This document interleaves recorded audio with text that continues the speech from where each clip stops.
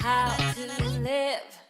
Today, we are super excited to have an incredibly inspiring guest on with us. She is the author of the New York Times best-selling book, Your Beautiful Heart, Still Lolo. She is the lifestyle blogger over at Scruggs Kennedy.com, and her husband is Jason Kennedy, host of E! News. At the age of 23, she had a really life-changing accident with a plane propeller where she lost her left hand and her left eye. And she has just gone on to completely turn her life around, live the most incredible life, and inspire people around the world. And she's gone on to found the Scruggs Kennedy Foundation, which exists to bring hope, restore confidence, and ignite faith in girls and women with limb loss by providing beautiful cosmetic coverings for prosthesis. Wow, welcome Scruggs Kennedy. Thank you guys. That's such a sweet intro. I Oh, yeah, appreciate it. I'm so excited to be here. We're super excited to be chatting to you, and we have so many questions. We can't wait to get into it. Yay. Yeah, before we start, can we ask, are we allowed to call you Lo? Of course. Okay, Please amazing. do. We were discussing that in Australia, the abbreviation for Lauren is usually Loz, which is so Aussie. And I like that in America it's cuter, it's low, it's so American and cute. Yes. We have a really good friend from Australia named Laura, and we call her, I think her nickname's Loz. Yeah. Okay, Or yeah. Yeah. Now that I'm saying it, I'm like, wait, is that right? Yeah, okay, super Australian. That's so cool. Okay, amazing. So we'd love to get started by taking you back to your high school days. You know, what was Lo about during high school? What did life look like? What was important to you? What were your values? Tell us about that. Oh my gosh, I loved high school so much. We had such an incredible group of girlfriends in high school and guy friends too, but I feel like we had this really tight-knit group of girls, and it's interesting because I have a twin sister, so if I say we, that's why, because I feel like we just do everything together. But we went to public school up until junior year, and four of our friends and two of our friends and the two of us decided we wanted to transfer to this private school because all of our friends were there, and it was the private school of our church, but we just did a lot there. Mm-hmm. So we transferred together in our junior year and senior year, and it was just so much fun because we went from a massive school, public school. We would have 3,500 in a grade, and we went down to 88 people in a grade, so it was so fun. And what was I up to? I don't know. I would just hang out with my friends a lot. I feel like we were all very innocent girls, and we went to so in Texas, the thing to do is go to the lake house on the weekends. So we would go to the lake ever since we were 4, and that was kind of our happy place. So I feel on the weekends, that's where we would be. Yeah, I dated a guy for 2 years. Yes. Oh, so did you have a lot of boyfriends? Were you into guys then, or were you more about your friends? So I dated a guy junior, senior year, but I was never the type that was I need a boyfriend. He was the first guy I dated, and yeah, he was just in our really good group of friends, and it was so fun. He was a great first experience of a boyfriend. Totally. And did you have a lot of confidence? You're obviously gorgeous. Were you in America? We know the thing is cheerleading. Were you all over that? So in our public school, to do that, you literally had to be a professional. So it was kind of crazy. And honestly, we just loved going to the lake house on the weekends. So we didn't get extremely involved in sports or cheerleading or anything like that. Because we would just be gone, and we preferred kind of going away on the weekends. But it's funny now to think about it because I after high school, I played sand volleyball a lot for fun, and I just love anything athletic. And so I feel now if I were back in high school, I would want to do sports and cheerleading too. We did for fun for a few years, but yeah. Amazing. So when you were doing volleyball, was that at college? Yeah, I didn't play for the college, but we would just play for fun all the time, and we did powder puff and things like that. And what is powder puff? I would get I don't know what that is. It's so funny. It's basically like it's like girl football. Okay. Is the best way to put it. But yeah, I remember I used to get in trouble. I was actually just talking to my brother-in-law about this last weekend because two of like these girls, they're actually twins, but they didn't like me very much because I always would like tackle them and that was not allowed. Like I can't believe I did that. I don't know. It was funny. That's really funny. So you were super confident, super active at that point.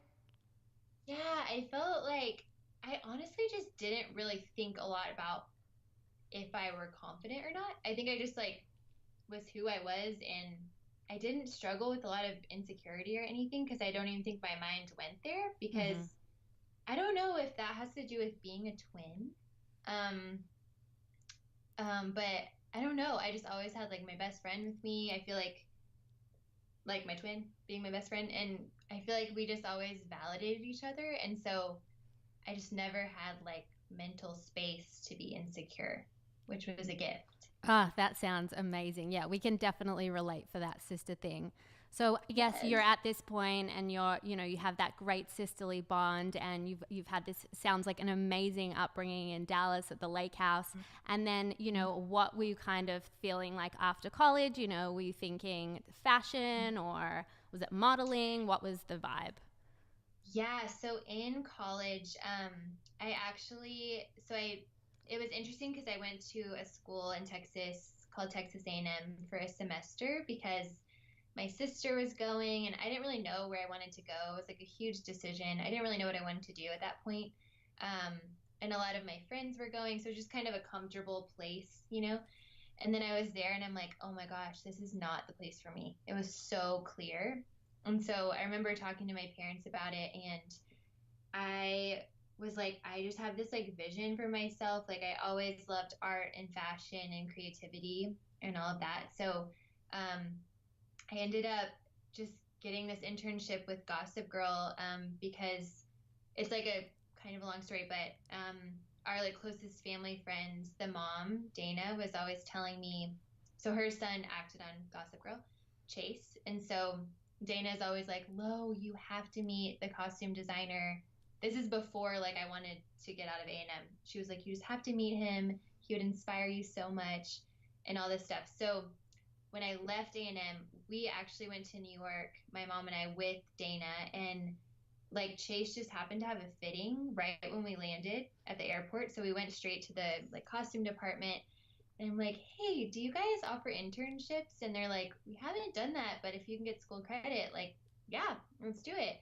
So it was so crazy because I literally just moved to New York that following January, and my parents were like, this is so great. Like, they just supported me to like the fullest degree. And then the craziest thing happened. So they were on writer's strike, like happened to go on writer's strike that fall. I don't know when, I can't remember when it was at that point. So at that point, like they didn't know when they were going to come back to film. So in January, was like, what do I do? I have literally, I'm planning on moving to New York, everything's set, like my apartment, all these things, but I had no internship. And my parents are like, we really think you still should go. Like, we just know it's going to all work out. And so I actually called she was kind of like an older sister to me growing up, but she was like Michael Kors, not assistant, but kind of like his right hand person.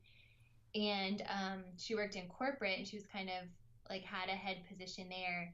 And I called Lindsay and I'm like, hey, I'm out here. This is the situation. And I'd called her in the summer and I hadn't heard back. So I just ended up calling her like my second day in New York. She was like, you were on my list to call. Come intern here before, like, if Gossip Girl comes back. And if they don't, just stay for the whole like semester. So it was so cool because it actually was split like half and half. So I was in kind of a corporate atmosphere, like Fashion Week atmosphere.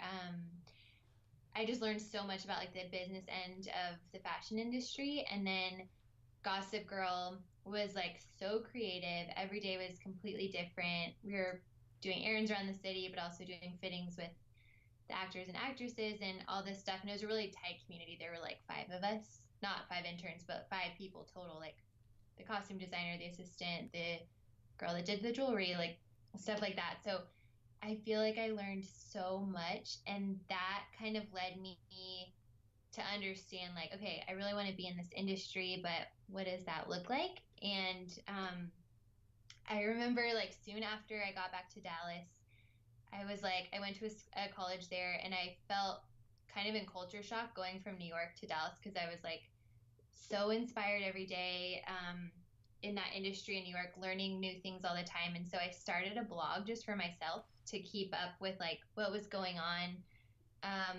And anyways, I saw my friend post things from Fashion Week in New York. I was like, hey, Lindsay, like, how did you get here? Like, this is like such a dream of mine. And I just choked on my gum, sorry. But she provided me, or she like connected me to this lady that taught her how to write and got her connected into Fashion Week and things like that. So I basically was like mentored by this lady in Dallas, and I went to Fashion Week with her in New York the next season, and then did like Paris, Montreal, and then just seasonally for years reported on New York Fashion Weeks. And it was interesting because it was before blogging was really a thing. Like, I think there were literally 5 blogs that I knew about that I followed, but it was just like pictures. Like, it wasn't like writing, and it wasn't them. It was just more like a platform of just inspiring things. So after like reporting a little bit, I just really learned how to write and trend forecast, and I'm like, okay, I need to turn this into my own business. I'm like out of college now. And I just thought, okay, I kind of want to combine everything I learned from, like, I love business, I love relationships, I love sharing things I learn about, love the fashion industry, love brands, all these things. And so I started Lolo magazine a few months later. So it was kind of a blog, but my goal was to turn it into like a written print magazine at one point. And then, yeah, it was like blowing up in the first like 2 months. And so I had my best friend working on it with me, who had kind of come with me to some of the fashion weeks. And then I was like hiring this other girl, or not hiring yet, but like brought her on the team. And then my accident happened like 2 months after I launched that. So yeah, from that point on, I was just kind of on like a 2.5-year pause career wise. And then, yeah, it's just been a journey of getting back to my career and what my brand looks like, and so much shifted. So yeah, wow, that's just so incredible. You know, that there was just like so much in there that I feel like we could go through, and just so incredible to hear that you had that foresight to start a blog when it was just like really the industry was just getting started. And you know, I love to hear that like you just asked about that internship in the first place. Like, that's what grew your whole career, was you asked the question to Gossip Girl, and they were like, oh no, we've never done that before. And that's really powerful, and it's something that we always encourage people to do. You know, we're starting a podcast, people are like, how are you doing that? We're like, we just ask, we just reach out to people. And there's just like so much power in just asking the question and putting yourself out there like that. And it's really cool that you had the confidence to go and do that. Thank you. I feel like some things, it's so funny. I was telling someone the other day, I feel like I don't often think about stuff that I'm doing in the moment, and then it happens, and later I'm like, I actually like can't believe I did that. Or like, I guess it's kind of, I'm like a driven person, but I feel like I'm like really laid back too. So like I don't know. It's like sometimes doesn't seem like me, and then I look back and I'm like, that's so interesting. Yeah, totally. And I think if that makes sense. I don't know. Yeah, and having your sister there as well must just be like, you know, someone always a cheerleader in your court. That's always, you know, what people ask us as well. Our listeners are often saying, you know, how do you have the confidence to do that? And I feel like you with your sister, you know, would just have someone permanently pushing you along there, which is just, you know, I guess everyone can have that, whether it be a sister or a friend or just like, you know, even a husband or a boyfriend. Yes, it's so true. That was like, I know my sister and I are so different. And we were talking about last weekend because we were together, and she was like, some people ask me about your life, and like if I wish like you could do some of the things you're doing and I could do some of the things you're doing or whatever. And she's always just like, no, like I love my sister and her life, and I'm like the same way. I'm just like, I love my sister and her life, and I feel like I don't know if because partly we're so different is why we get along so well, because I feel like we've just always been each other's like biggest supporters and cheerleaders, and it is such a gift. Totally. And also it sounds like your parents were really supportive too. Like, you know, when that Gossip Girl internship fell through, a lot of people would be like, no, stay put, do something that's like, you know, the classic path. And the fact that they pushed you to go to New York is really amazing. Is that something they kind of instilled in you? Yeah, for sure. I think both of them have like always encouraged our passions, like our creative, or just our passions in general. But my dad, it was really interesting. Like when I got back from New York, I had a job offer after college with Michael Kors. And I remember being like, oh my gosh, I don't know what to do, because I had just basically was at the end of starting the blog, like Lola magazine. And I was like, I feel like I put so much into this, but like Michael Kors is like an actual job. Like to me, I like saw it like that. And my dad's like, Lo, you like had such clarity that you want to do this, and you put so much work, and you can grow endlessly here. And he was like, at Michael Kors, like you're kind of there and you can switch to other designers. That's kind of, he actually knew the industry really, really well, because he worked in the retail, like corporate industry. But he was just like, you can move to different designers. That's what a lot of people do, or you can move up a little bit, but there's not like a huge growth opportunity there. And he just kept reminding me, like, this is your passion, like keep staying like steady in that. But I just will never forget that moment, because I feel like he always just encouraged even something that didn't totally look as reliable, I guess. But he's like, no, this is like your dream, and keep going for it, you know? Yeah, that's amazing. He sounds like a really, you know, entrepreneurial spirit, and it's amazing that he was able to nurture that in you guys as well, which I feel like is such a rare and special thing. That's really incredible. Yeah. So I guess, you know, you're at this point in your life where you've really got your foot in the door. It sounds like, you know, you're killing it with Lolo magazine. You've got these internships under your belt, and you've really, you know, starting this career in fashion. And then, you know, you're 23 and you experience this life-altering thing. Can you tell us a little bit about that? Yeah, so I was hit by a plane propeller. It's kind of a long story, so I'll just share like the general. But I was hit by a plane propeller. It was just a two-seater. I went up with someone to look at Christmas lights. So our like good friends, they like lived on an airport about 30 minutes 20 to 30 minutes like north of where we lived. So we were just over there hanging out, and we're like, yeah, let's go look at Christmas lights. And so anyways, by the end of the flight, someone was getting on after me, and I got out how I knew how to get out of that plane, and was hit by the propeller. I don't remember any of that part of it, which is such a blessing. I was awake though. I was like talking and doing things like that. But I honestly don't remember anything until I woke up in the hospital like 2 weeks later. I guess I was awake during those 2 weeks. I just was not aware. I was on so much medication. And yeah, so I lost my left eye, left hand, and was hit in the head as well. So they thought I would just never be the same person again. Potentially would be like a vegetable the rest of my life. Yeah, I wouldn't have the same personality, may not be able to talk. All these different things. And so it was honestly miraculous, like the healing that took place, and just had an incredible team of doctors. And it's just been, it was a like very hard road to walk, but also one of the like deepest growing experiences of my life that I'm so thankful for. And I feel like it's made me so much into who I am today, and just opened my eyes a lot to like other people. I think that's the best way to put it, because I feel like I lived in my own little happy world before that, and was like a little ignorant to things that were like pain related. And so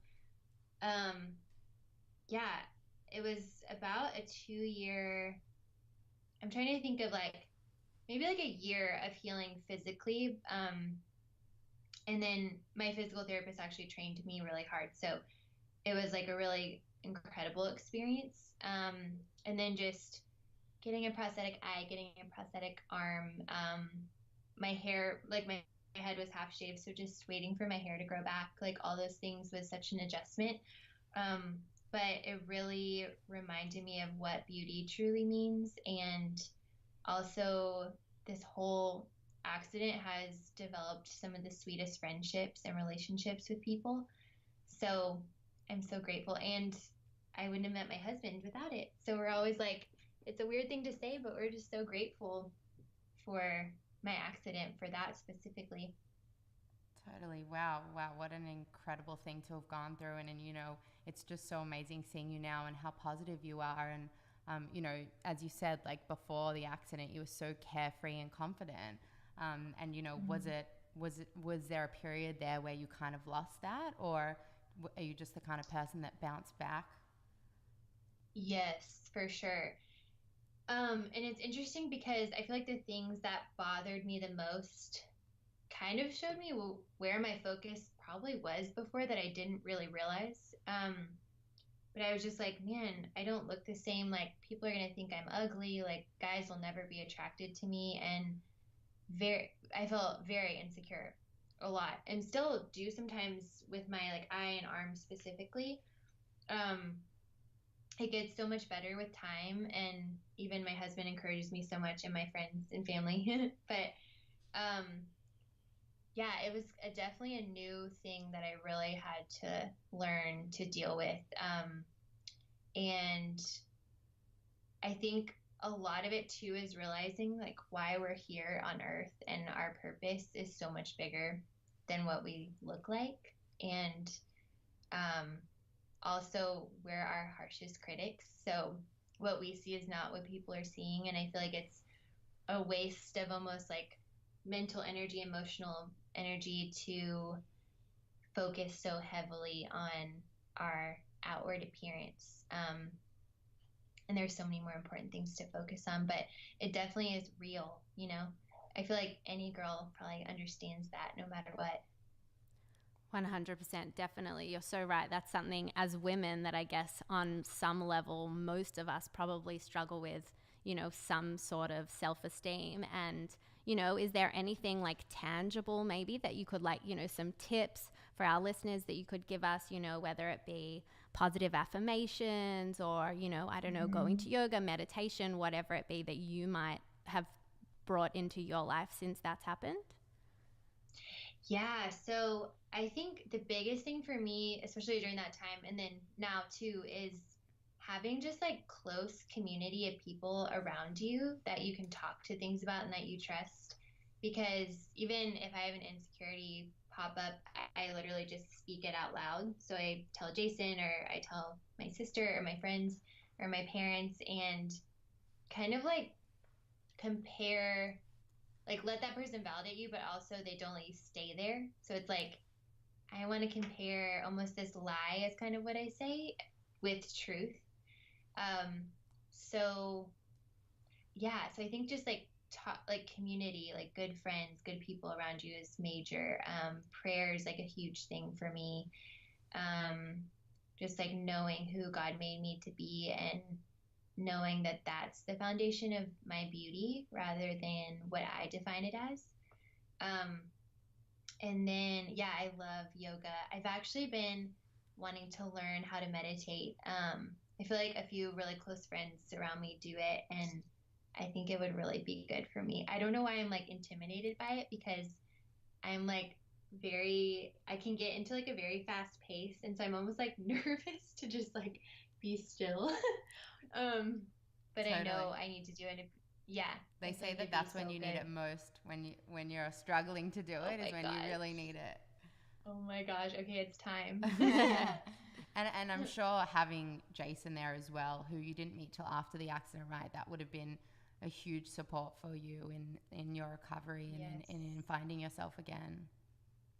for sure. And I feel like he he just loves like he calls it like my little arm or whatever, and he's just like people because in Dallas, for example, like the people I went through my full on healing with, like my family and my closest friends. And we have like a very close family friends in Dallas, like kind of a big circle. I feel like if I had my like arm on or like eye in, sometimes I'm like, I don't usually wear my eye in front of my family or close friends or Jason now, but they're always just like, oh, what are you doing? Like if I have my eye in or my arm on or whatever, because they're just like, we want to see you. Like this is you, and we like love you so much. And I feel like I don't do that with my friends in LA. It's like been a process because it just feels so vulnerable.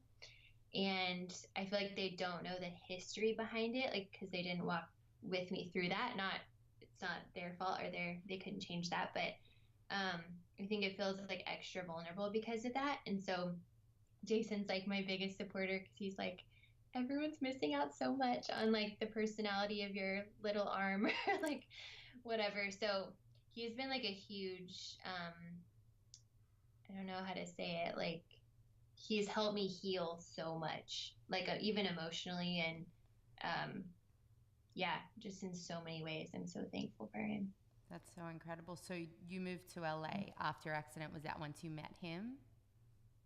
Yes. So I met him a year after, and then we dated for a year and a half before we were engaged. So we were dating long distance for that time. And then I moved to LA. So I guess it was like 2.5 years after I met him. Okay, we need to know the story of how you met him as well. Oh my gosh, yes. So this is so interesting. So the okay, so like the September before my accident, I was at New York Fashion Week, and my friend and I saw Juliana Rancic in our hotel. And it's like a joke, like I never know who like celebrities are unless they're like really obvious or if they're like a Friends character. It's like the only people I know. So I'm like, I don't know why, I just like knew Juliana, and I'm like, I respect her so much. She's amazing. So we just like said hi to her really fast in our hotel, which I feel like we don't ever do that either. Like I don't ever go up to people like that. So in December I have my accident, and then in January Juliana tweets me, and I'm like, oh my gosh, this is so random. And she like had no idea who like she didn't remember like meeting or anything. I feel like a million people come up to her, and so she tweeted me, and she was like, hey, like direct tweet, not like public or whatever. She was like, hey, I'm going through a double mastectomy, and I just saw your story, and it was kind of showing like interviewing people at Fashion Week and things like that. And she was like, you remind me so much of me at my age. And I just told my husband, like, I want to contact you and let you know you have so much life ahead of you, and your dreams are not like broken. Like yeah, there's just so much life ahead and all this stuff. And so we ended up like talking on the phone and Skyping, and she was really real with me. So I can't remember if I just mentioned, but she was having her double mastectomy because she just found out she had breast cancer. So the crazy thing is, when I met her in September at Fashion Week, she had just found out, and she was the only person that knew, besides her husband, but she did not tell anyone at Fashion Week. Like, I literally think she found out like the day or two before, and she was just like in this zone of like, oh my gosh, I can't believe this. So it's just the circumstances are so fascinating to me. But we became really close, and she was like, do you want to come to LA, and I'd love to interview you? And I'm like, yeah, that would be awesome. So I came out, and then at the end of the interview, she was like, would you want to come to Set It too, like to meet Jason? Do you know who he is? And I was like, yeah, I think so.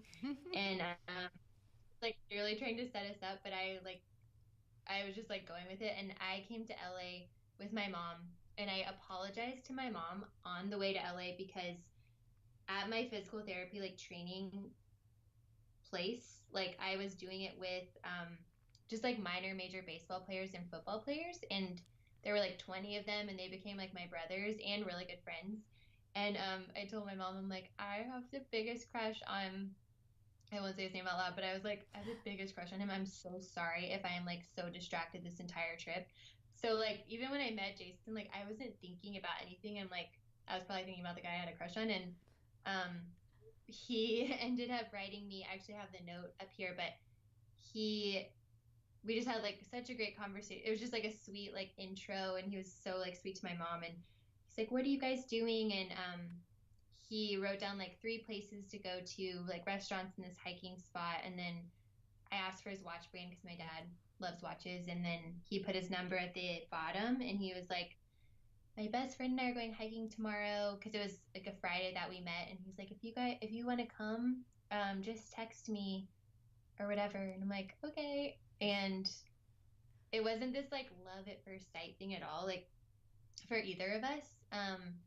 But we ended up going hiking the next day, and I like am not the type really to text people, like guys. Like I feel like it's very southern of me. Like I feel like guys, like I would always like, guys, like text me or whatever. So it's like so funny. But we went hiking, had the best time, best conversation, and I was like, wow, he seems amazing. And then we just kind of kept communicating, but still weren't thinking about it like in a dating perspective. And then I remember like 8 months, oh my gosh, a month into it, I called my sister one day. I'm like, I feel like I really like Jason.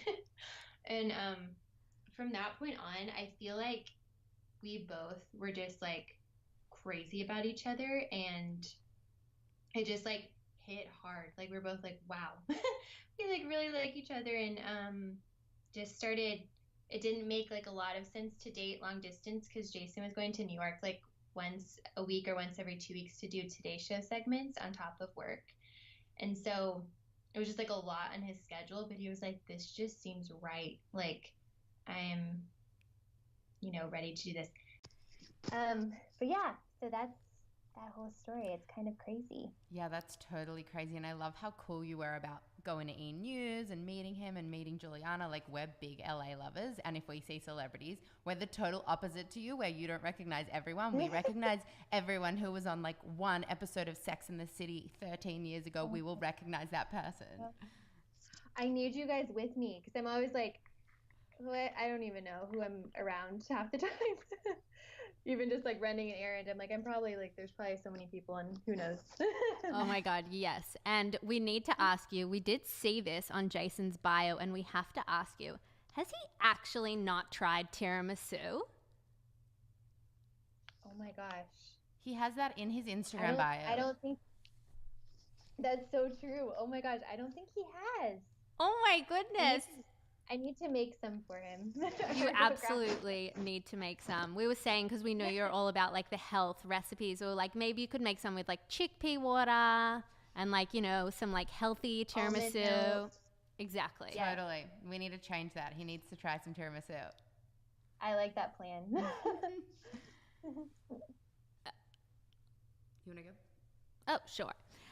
So I guess that's amazing. So you're in LA, and you're living this incredible life, and, you've written now, I guess, 2 books, one of which made the New York Times bestseller, which is just absolutely an incredible achievement, especially for someone of your age. And, it sounds like, you've got so many things going on right now. You're always starting new things, and you've got you've got your blog, and you've got your foundation, and you've got your products, and you're always putting yourself out there. And, we'd love to know, what's the key there? Are you ever afraid to fail, or are you just like 6 steps forward, 3 steps back? Who cares? I'm just in it. Yes, that's such a good question.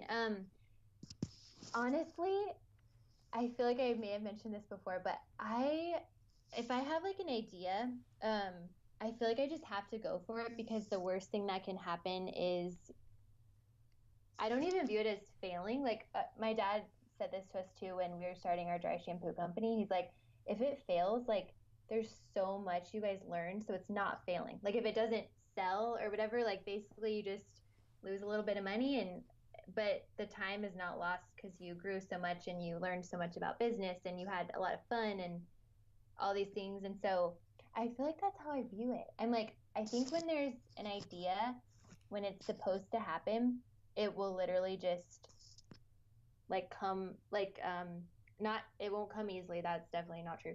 But if it will, like, it just feels right, and the steps kind of come right in front of you, and you just keep moving forward. But Yeah, I think that's what it is. And there were a lot of times specifically, oh my gosh, in our like creating our dry shampoo. So my best friend and I started it together, and there were so many times we had no idea what we were doing. We just had the idea and we are like, okay, let's do it. And then we're like, oh wow, there's a lot more to this, and we are very like going in it blind kind of. And there are a lot of times where she would come to me and she's like, Lo, I feel like we should stop. Like, I don't know what else to do. And I'm like, no, we've come this far. We have to keep going. And then I would come to her a couple months later and be like, AB, we have to stop. I was like, I don't know what we're doing. She's like, no, well, like, we've already come this far. So, anyways, I feel like it's just viewing it as it's not going to happen in the time you think it's going to happen in ever. And even if there's like, certain times in the journey that are not working out in quotations, like it's like working out in the perfect timing, and you're just learning as you go, and like nothing ever happens perfectly. It's such a growing experience. So I think I view it like that. Like even if it doesn't work, you haven't failed. You know what I mean? Totally. I think that's such a good attitude. And again, it just sounds like, having the right people around you. Firstly, your dad sounds like the coolest person ever, and can we have him on next? He's so great. He sounds amazing. But also having that friend there with you, and having someone to support when you feel like things are falling apart, you can turn to her, and when she feels like things are falling apart, she can turn to you.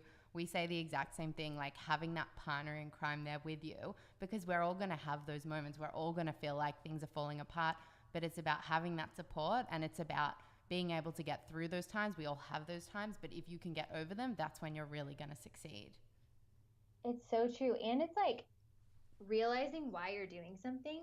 So I feel like I heard this one time, like if it's to make money, it could work out, but most likely it's like not gonna be what you want it to be because you're focused on just the wrong thing. And obviously it's a business, so you want to make money, obviously. But my point is like the mission of what you're doing should be something so much more meaningful than just making money. And so I think like holding tightly onto that, but also listening to stories of other entrepreneurs is so inspiring to me, because I feel like every entrepreneur was in a place where they're like, oh my gosh, we have $3 left in our bank account and we don't know what to do. Or I don't know. They're just, every one of them had a like big struggle or a big moment of like just not knowing where to turn or where to walk forward next or whatever. And they just turned into such a successful, meaningful business. And so I always kind of remember that too. Like, yeah, this is a journey, and it takes time to get to that place of being established as a company and things like that. Because I think it's so easy too in our culture today to just want things to happen like that. And it just doesn't work out that way. And so just having patience and knowing it's just, yeah, it's not going to be successful overnight, So that's so spot on. And I mean, it sounds like you've really taken so much meaning from all of your experiences and used them to, forge forward and kind of figure out what you're going to do next. I think that's a perfect segue into discussing the foundation and the amazing work that you guys are doing with the Scruggs Kennedy Foundation. I saw that you just gave your 6th recipient her prosthesis, which is amazing. We'd love to hear about that. Oh my gosh, yes, thank you. It's been so cool because I just like, long story short, after my accident, I received my prosthetic arms like within 6 months, and I didn't realize at the time, but I like go to the best place. I feel like the best places are in Dallas, but I never would have known that until now when I know about all the places, which is just such a huge gift. And so my arms were basically all covered by insurance, so I thought that was normal. And I just started meeting girls like at the grocery store, friends of friends that would come up to me and be like, where did you get your arm? It looks so real. Mine looks like plastic. My thumb just came off. There's a hole in mine. Or one girl was just like, I can't decide if I want to save for in vitro to have a baby or if I want to save for my new arm. And all these stories were like blowing my mind, because I didn't know that insurance did not cover arms. I don't know why, or legs, but nice, beautiful legs, not like they'll cover the basics or whatever.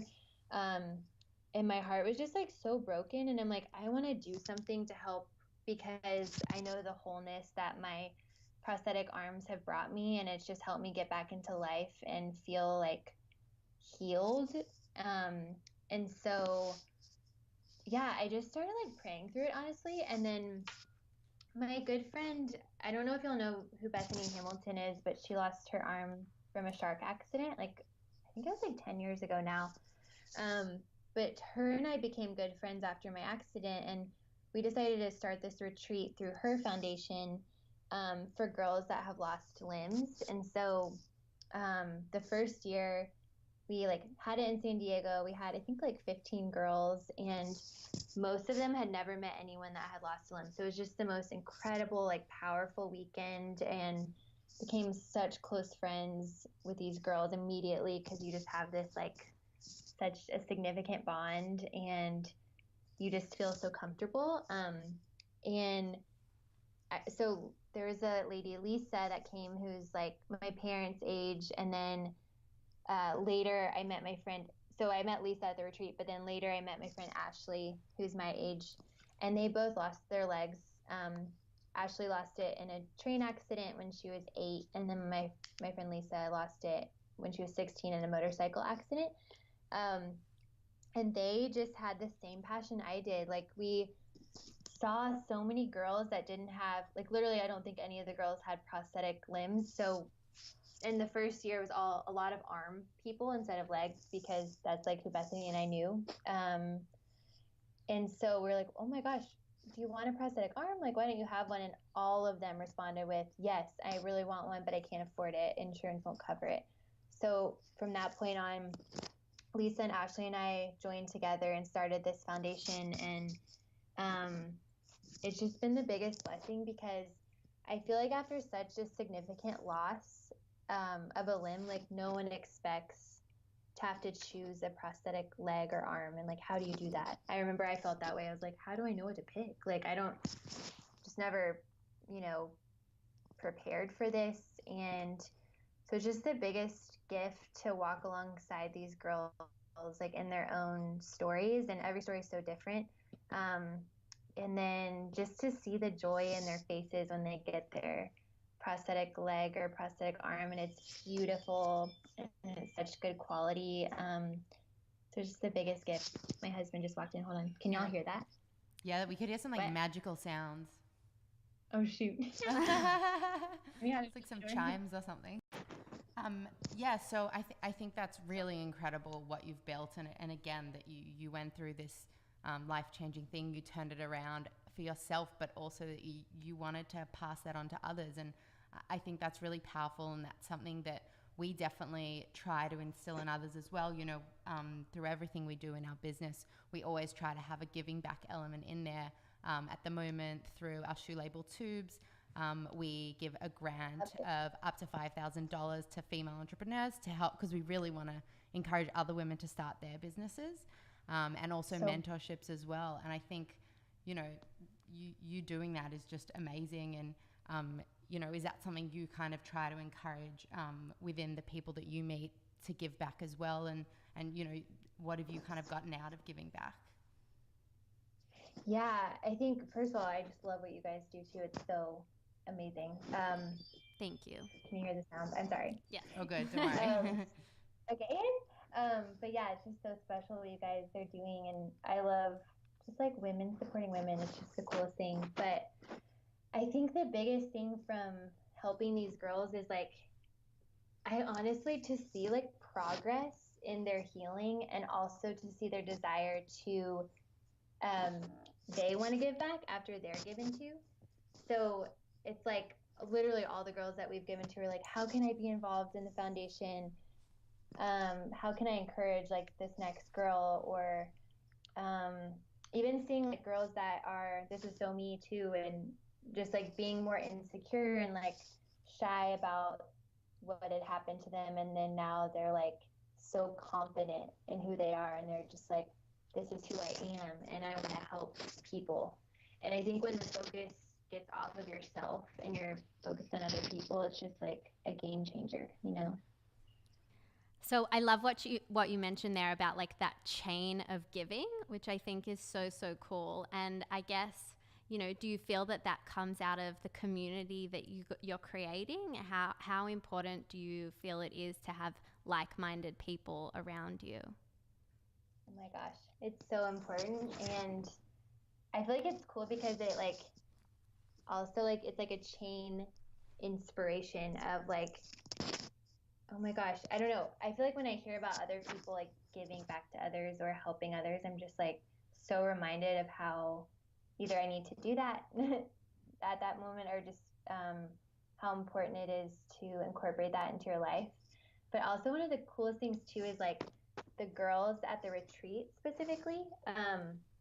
Like some of the girls that were there the first year, so we started like 6 years ago.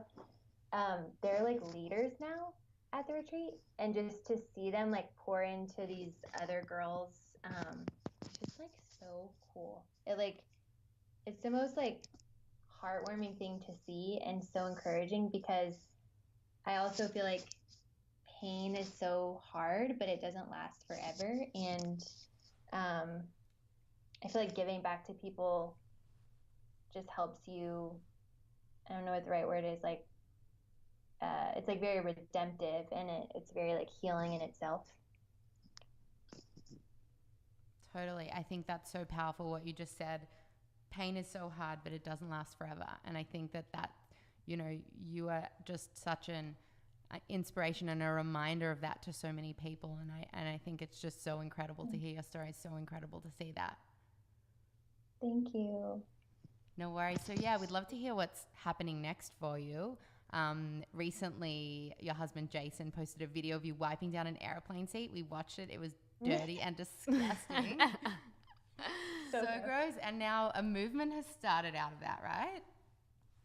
Yeah, it's like kind of hilarious. So, yeah, he posted that video and then people just started like sending us videos of like cleaning airplanes and we're like, oh my gosh, this is so hilarious. And then there's like articles, not because of what we did, but just articles that have come out that people have been sending me about just how dirty like airports and airplanes are.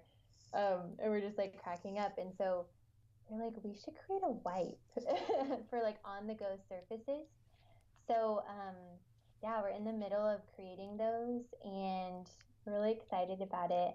And then I'm creating right now. So it's interesting, like as you kind of develop or define your brand or like what you want to talk about, I feel like I've realized mine a lot like more recently. Like anytime I post about anything wellness related, which is a huge passion of mine, I get like a significant amount of response or just questions from people on social media.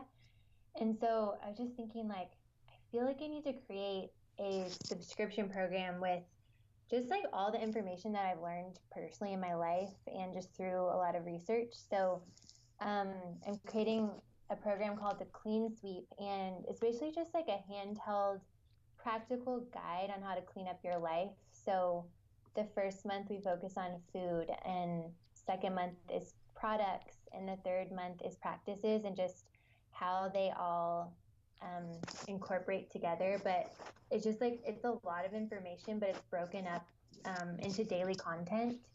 And I'm gonna have a store on there just to make it easy for like all the products I use. And just like I love a lot of the brands that I love are like small businesses, and I just love small businesses. So it's like extra fun to talk about them. Yeah, so I think it's gonna be really fun. It's like I'm gonna launch it in January, so we're in the full on like creating it stage.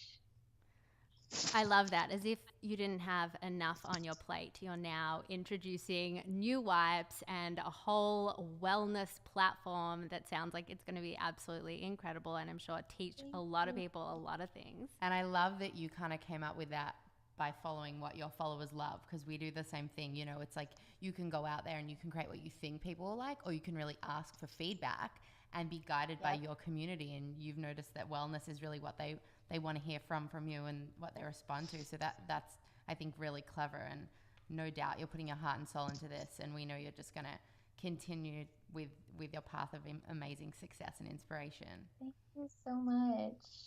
So, Y'all are so sweet. Lauren, that was absolutely incredible. I mean, I am so happy we finally got to sit down and hear all about your amazing, amazing journey. I mean, there are so many takeaways from what you've just told us, you know, and I think the theme that really sticks with me is just absolutely putting yourself out there 100%, you know, from your days at Gossip Girl to starting Lolo Mag and having, you know, that entrepreneurial dad really instill that spirit in you and not being afraid to really just take life at every turn and really just absolutely pursue what you feel is right.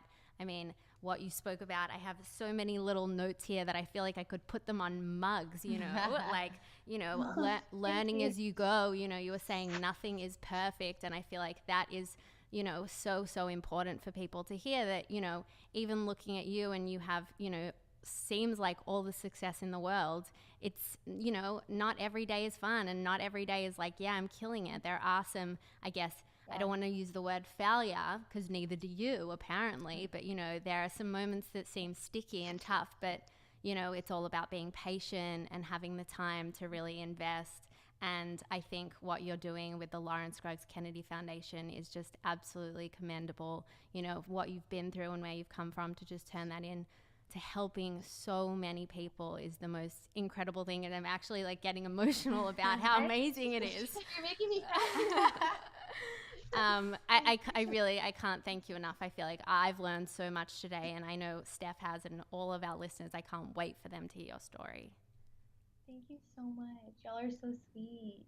So if our listeners, oh yeah, totally. We can't wait. We come to LA a lot, so we can organize that for sure. And if our listeners do want to hear more about you, they can look you up on Instagram. You're at Lauren Scruggs, at the Stranded Shop, and at the LSK Foundation.